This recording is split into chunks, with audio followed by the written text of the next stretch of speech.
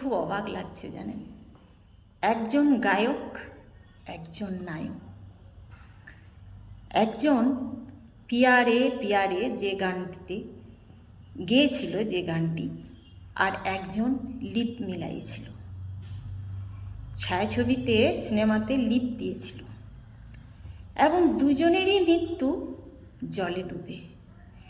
এই যে রাহুল বলে নায়কটি, এনার একটি সন্তান আছে, এনার সন্তানের নাম রেখেছে সহজ। কিন্তু মনে হয় মাথার উপর থেকে বাবার ছায়াটি সরে গেলে হয়তো আর সে সহজ থাকে না জীবনটা। খুবই দুঃখজনক ঘটনা। তো দীঘায় শুটিং চলছিল, যতটুকু খবর আছে, এখন তো ধোঁয়াশা ধোঁয়াশা, সোশ্যাল মিডিয়াতে কেউ একরকম বলছে, কেউ আরেক রকম বলছে।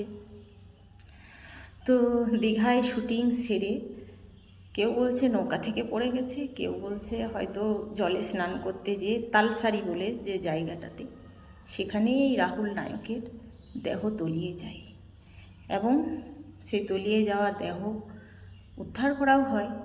তারপর তো ইনি মানুষকে রেসপেক্ট করতেন।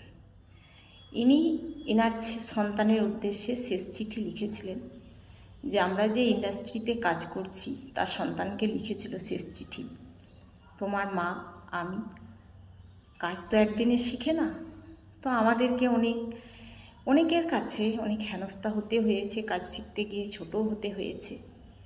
তো আমি চাই না তুমি যেন বড় হয়ে, তুমি যদি এই লাইনেই আসো, তো তোমাকে যে চা দেবে তুমি তার সাথেও একটা রেসপেক্টের সাথে কথা বলবে। কারণ মনে রাখবে, হয়তো উনিও এই ইন্ডাস্ট্রিতে অনেক দিন ওই চাই দিচ্ছেন নায়ক নায়িকাদের, এবং তোমার বাবা মাকে অনেক ছোট অবস্থা থেকেই চেনে। তাই তুমি সকলকেই রেসপেক্ট করবে। তোমার মা আর আমি, সেই চিঠিতে লিখেছিল যে তোমার মায়ের বয়স 14 বছর আর আমার বয়স 21 বছর, তখন থেকে আমাদের পরিচয়।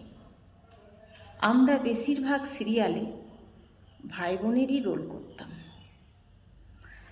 তারপর আমাদের মধ্যে মনের মিল হয়, আমরা একটা পরিণতিতে আসি। তো তোমার নাম রেখেছি সহজ, তুমি মানুষের সাথে সহজভাবেই মিশবে।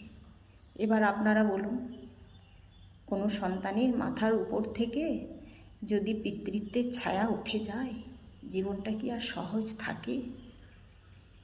সকলে ভালো থাকবেন, ঈশ্বরের কাছে প্রার্থনা করুন, উনি যেখানেই থাকুন ওনার আত্মার শান্তি কামনা করি।